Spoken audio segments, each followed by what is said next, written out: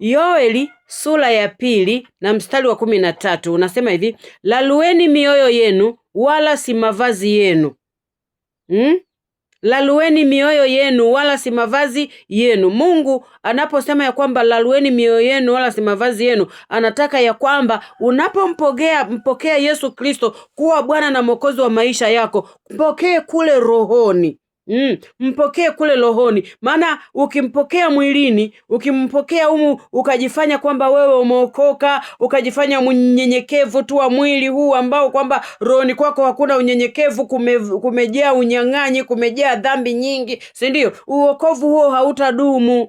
Utakaa muda mchache tu, maana kitu cha kuigiza ni cha muda mfupi. Sasa ukilalua moyo wako, ndio maana neno linasema kwamba lalueni mioyo yenu wala si mavazi yenu, maana Mungu yeye si mwepesi wa hasira, ni mwingi wa rehema, tena hugaili mabaya. Kwa sababu gani?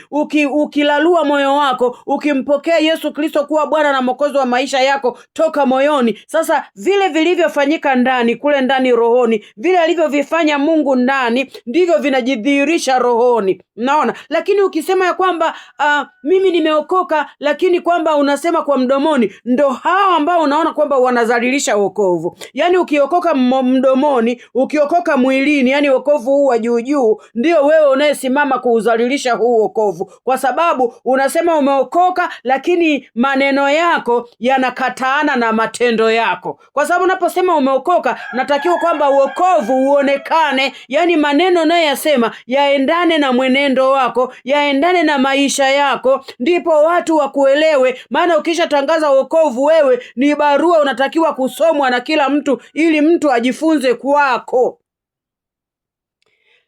Sikiliza nikwambie, kuwa mshirika wa kanisa sio sababu. Wapo washirika wengi, hata Yesu alikuwa na washirika wengi. Yesu sialisha watu wengi zaidi ya 500, si ndio? Aliwalisha mikate na samaki, wale walikuwa washirika. Lakini wanafunzi wa Yesu walikuwa 12 tu. Yaani wale waliyemkubali Yesu kwamba huyu ndiye mwanaume wa wanaume walikuwa 12. Lakini Yesu alikuwa anamfuata watu wengi. Ukisoma habari za Injili utaona kwamba kila asubuhi Yesu akitoka, yamkini anakuta kuna makutano ya watu wengi wanamsubiri kwamba kusikiliza maneno yake. Yamkini wakala vile vitu ambavyo ameandaa, lakini kwamba si kwamba walikuwa wametahiri mioyo yao. Hao washirika ndio waliyemsaliti Yesu. Hao washirika waliokuwa wanamfuatilia walikuwa wanatafuta vipengele, wanatafuta ni aseme kinini, akosee kidogo tu ili kwamba wapate kumshtaki. Washirika ni ukiwa mshirika una shida, kubali kuwa mwanafunzi wa Yesu. Mwanafunzi wa Yesu hata akipita katika magumu hawezi kumkana Bwana wake Yesu Kristo.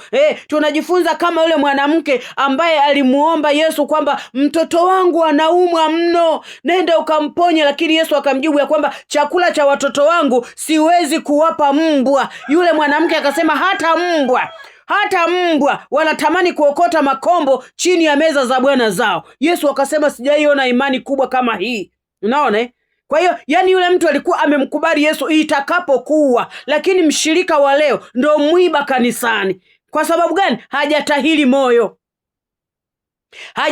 moyo. Huyo mshirika ndo huyo anasema kwamba mavazi ya visuruali hayana dhambi. Mavazi ni mavazi. Mungu anaangalia moyo. Mungu sawa anaangalia moyo. Haya, yeye amekuweka duniani, wewe uwe chumvi ya dunia, wewe uwe barua kwa watu wengine. Hao barua watasoma nini sasa? Maana Mungu tayari sasa anauangalia moyo. Nimekubali moyo wako uko safi, sawa. Sasa hawa wanaokuangalia wanajifunza nini? Maana mko sawa. Unaenda kushuhudia umevaa kimini na yeye amevaa kimini. Unashuhudia umevaa kisuruali na yeye amevaa kisuruali. Si namba moja?